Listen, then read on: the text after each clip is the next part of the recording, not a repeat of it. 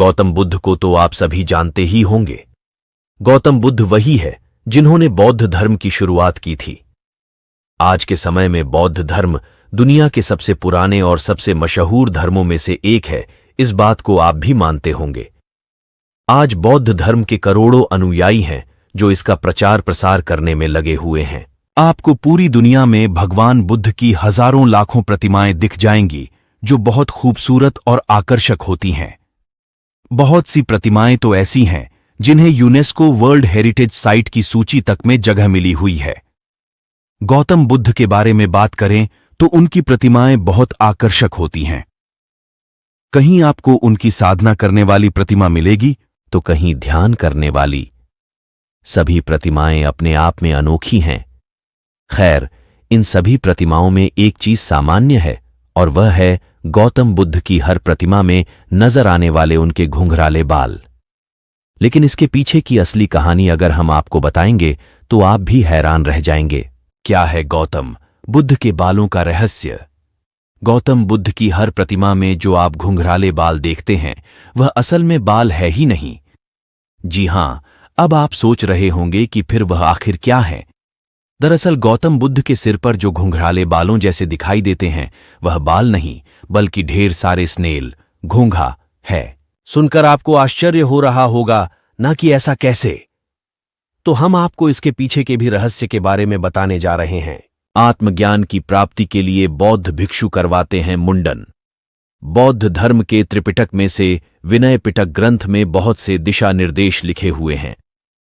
इन दिशा निर्देशों को माने तो इनमें लिखा हुआ है आत्मज्ञान को प्राप्त करने के लिए मनुष्य का तन और मन दोनों ही बिल्कुल पवित्र होने चाहिए। इन दिशा निर्देशों को मानते हुए बौद्ध भिक्षु अपने तन की पवित्रता के लिए अपने सिर का मुंडन करवा लेते हैं।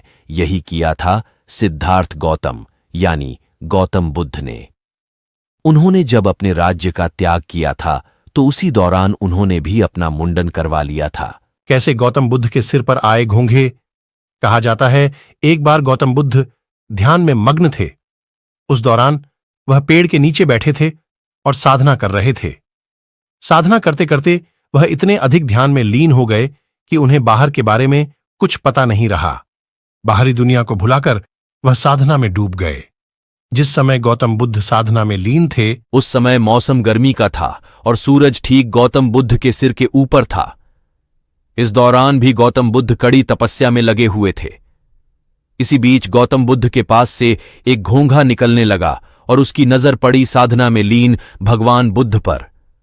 गौतम बुद्ध को इस रूप में देखकर घोंघा रुक गया और वह सोचने लगा कि इतनी अधिक गर्मी में भी भगवान बुद्ध कैसे साधना में लीन है। घोंघे ने सोचा इनके सिर पर तो बाल भी नहीं है, इस वजह से इनको बहुत गर्मी भी लग रही होगी। ये सब सोच विचार करने के बाद घोंघा गौतम बुद्ध के शरीर पर रेंगते हुए उनके सिर तक पहुंच गया। उसके बाद उसने अपने मन में सोचा कि अगर मैं गौतम बुद्ध के सिर पर रहूंगा तो उनको गर्मी का एहसास कम होने लगेगा। यह सोचकर वह वहीं ठहर गया। उसे देखने के बाद बहुत से घोंघे उसके पीछे पीछे गौतम बुद्ध के सिर पर चढ़ गए। इस तरह 108 घोंघे गौतम बुद्ध को गर्मी से बचाने के लिए उनके सिर पर बैठे रहे और इस तरह उनकी जान चली गई। कहा जाता है भगवान बुद्ध को आत्मज्ञान दिलवाने में इन 108 घोंघों ने अपनी जान दे दी। अपनी अहम भूमिका के लिए इन 108 घोंघों को महत्वपूर्ण माना जाता है। स्नेल ये लचीले शरीर वाले जानवर हैं और इनमें नमी होती है।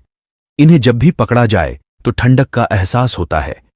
अपनी इन्हीं बातों को ध्यान में रखते हुए घोंघे गौतम बुद्ध को गर्मी से बचाने के लिए उनके ऊपर बैठ गए और अपने प्राण त्याग दिए।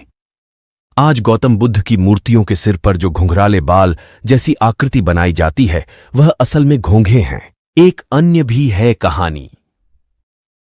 कुछ लोगों का यह मानना है कि जब गौतम बुद्ध साधना में लीन हुए तो उनके बाल बढ़ गए थे। उस दौरान जब भयंकर गर्मी आई तो गौतम बुद्ध के सिर के सारे बाल जल गए और सभी घुंघराले आकार के हो गए। वैसे आप जानते ही होंगे आज भी विश्व के ऐसे कई गर्म इलाके हैं जहां लोगों के बाल जलकर घुंघराले हो जाते हैं। इसी को आधार मानते हुए आज कई लोग इस कहानी पर यकीन करते हैं।